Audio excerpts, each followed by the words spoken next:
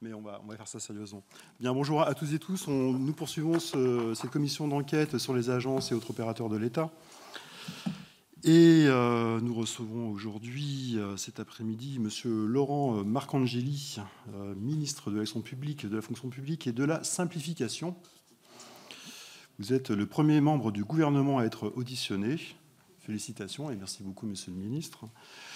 3 auditions suivront dans les prochaines semaines. Et d'ailleurs, j'en profite pour signaler à nos collègues que nous recevrons Madame Amélie de Montchalin, ministre chargée des comptes publics, jeudi 15 mai à 10h30. Monsieur François Rebsamen, ministre de l'Aménagement du territoire et de la décentralisation, le 5 juin à 16h30. Et Françoise Gatel, ministre déléguée chargée de la ruralité, à une date qui reste encore à caler aujourd'hui, mais ça ne saurait tarder.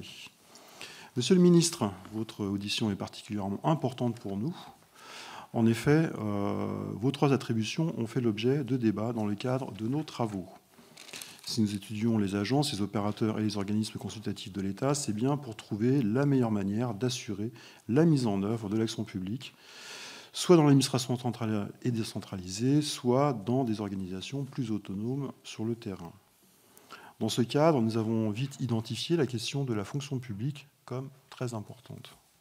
Ainsi, les agences, comme toute organisation, ce sont d'abord des personnels, de droit public ou privé, qu'il faut réorienter ou reclasser lors de toute opération de fusion ou de transformation. Enfin, le thème de la simplification revient dans presque toutes nos auditions, la complexité du paysage des opérateurs, qui s'ajoute à celle de l'organisation administrative au niveau national, crée de l'incompréhension et de la méfiance chez les citoyens, les entreprises et les élus locaux. Nous avons pu le constater lors de nos 2 déplacements dans le Val d'Oise et dans le Loiret. En outre, le Premier ministre a lancé le 21 février dernier, avec vous-même et Madame de Montchalin, un processus de revue des missions des ministères et de leurs opérateurs. Ceux-ci devaient recenser leurs missions avant de soumettre à la mi-avril un projet de contrat de simplification et d'efficience. Ce calendrier a-t-il été respecté?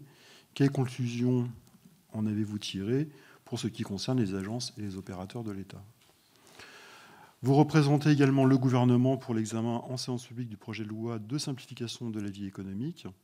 L'examen de ce texte a été interrompu à l'Assemblée nationale, mais il doit reprendre à la fin du mois. Quelles leçons en tirez-vous pour les pistes de réforme de l'action publique, notamment en ce qui concerne les commissions consultatives?